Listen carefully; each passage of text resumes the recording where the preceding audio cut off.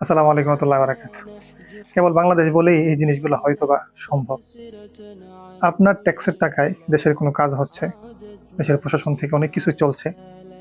ওই জিনিসগুলো আপনার ব্যবহার করার জন্য, অর্থাৎ সহযোগিতা বা আপনার কাজে আসার জন্য আপনার পকেটের টাকাই আবার খরচ করা লাগবে।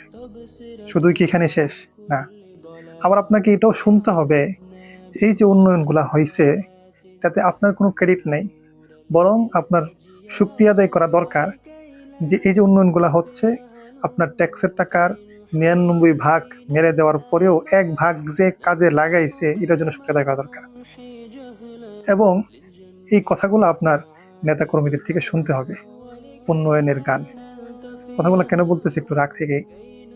বাংলাদেশের যে ট্রান্সপোর্ট গুলো আছে, যে বেশি প্রয়োজন পড়ে হলো টয়লেট বা এস্তেঞ্জা খানাগুলা, এটা হইলো পাবলিক টয়লেট। লেখা পাবলিক টয়লেট হইলো, এটা কিন্তু আসলে পাবলিক মালিকানা দিন না। এটা হইলো এই যে রেলের যে কর্মকর্তারা আছে, তাদের পকেটের একটা খোরাক। এই যে যে লোকটা বসে আছে, আপনি মনে করতে পারেন হয়তোবা সেই টাকাগুলো নিতেছে, আসলে সে শুধু এখানে একজন কর্মচারী। তাকে তার পেট চালানোর জন্যই রাখা হয়েছে। এই যে টাকাগুলো উঠতেছে ১০ টাকা ৫ টাকা করে আপনি যাই দিচ্ছেন, এই পুরো টাকাটাই রেলের কর্মকর্তা অর্থাৎ ওই ট্রান্সপোর্টের কর্মকর্তারা ভাগ করে খাইতেছে। এই হলো আমাদের দেশের অবস্থা।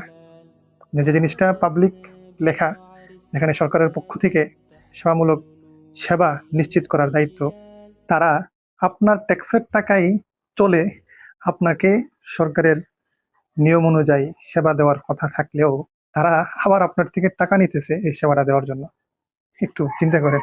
আসলে বাংলাদেশ বলেই এই জিনিসগুলো সম্ভব।